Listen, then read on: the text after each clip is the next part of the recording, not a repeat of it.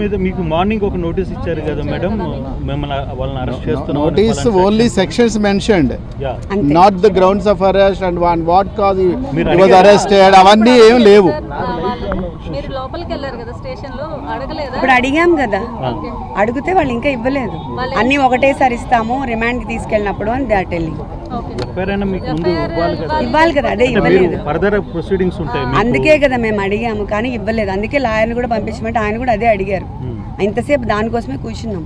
ఏం చెప్పారు మరి? We are not going to give now, రిమాండ్కి తీసుకెళ్ళినప్పుడు అన్ని పేపర్స్ ఒకటేసారి we are going to give. Then how are you going to prepare? మేము ఎలా ప్రిపేర్ అవ్వాలి? That's what we asked. అంటే ఎందుకు ఒక మనిషిని అరెస్ట్ చేశారు అని ఎంతసేపు ఉంచడం కూడా illegal detention. That is what law. వాళ్ళు ఎఫ్ఐఆర్ ఇస్తేనే కదా మేము ఏమైనా చేయగలం. అంటే గ్రౌండ్ రీజన్స్ ఎందుకు అరెస్ట్ చేశారు అనేది ఇంకా దే ఆర్ నాట్ రివీలింగ్ కదా. మాట్లాడాలి.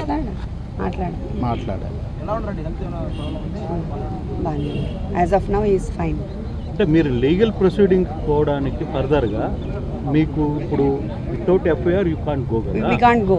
సో మరి 1 day అయిపోతుంది ఆల్మోస్ట్ ఆల్. మీరు లీగల్ ఇప్పుడు కాసేపట్లో మెజిస్ట్రేట్ ముందు హాజరుపరుస్తారు. సో అటువంటి సందర్భంలో అదే మనం చెప్తాం అక్కడ.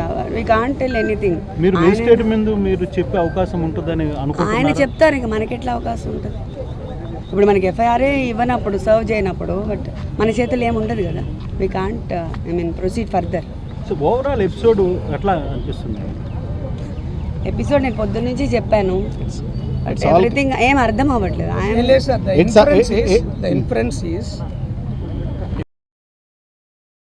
44 మంది కేసు పెట్టారు.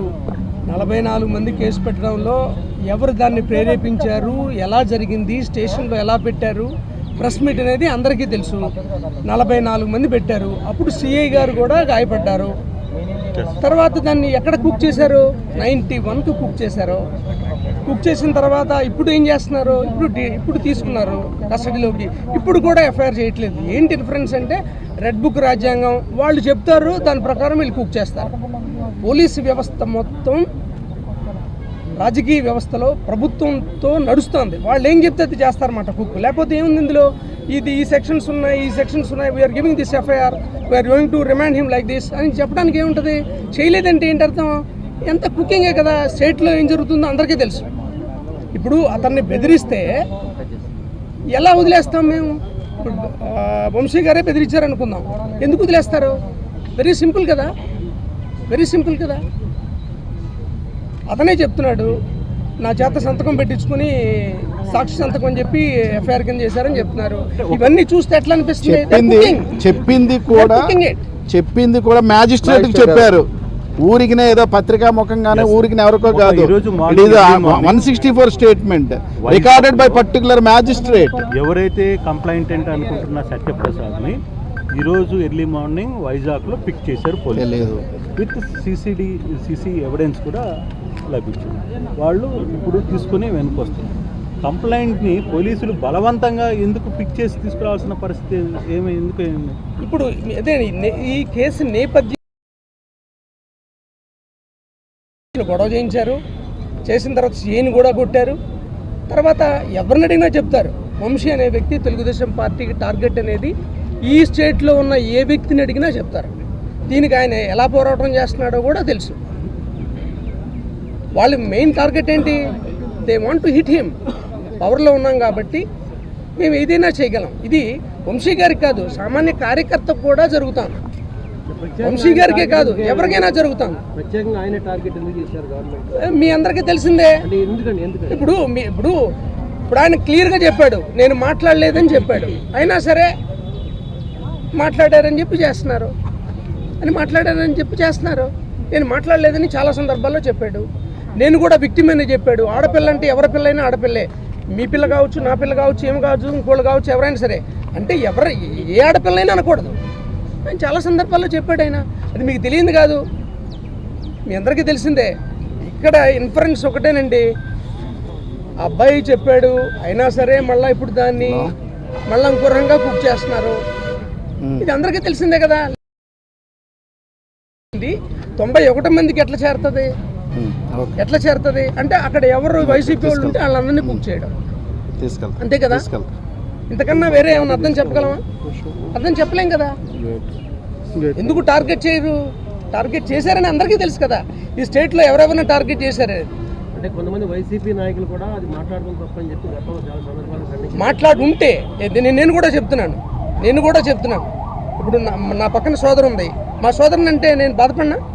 ఈ ఆడపిల్లైనా ఆడపిల్లే, డెఫినెట్లీ వీ కండెమ్ ఇట్. నేను మాట్లాడలేదనే చెప్పారు కదా ఆయన. మీరు భావిస్తున్నారు ఆయన మాట్లాడలేదు? ఆయన చెప్పింది చెప్తున్నాను, మీ సందర్భం కాదు కదా ఇది. ఆయన చెప్పింది చెప్తున్నాను. ఎస్, ఆ లెక్కకు వస్తే మీరు ఈ స్టేట్లో జరిగే మీకు తెలీదా? ఏ కుటుంబంలో ఆడపిల్లని వదిలిపెట్టారు, ఏ పార్టీ వదిలిపెట్టింది చెప్పండి.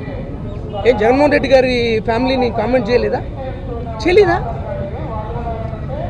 చెప్పండి. ముందు మెచ్చేసి చెప్పండి ఇలా అనలేదని.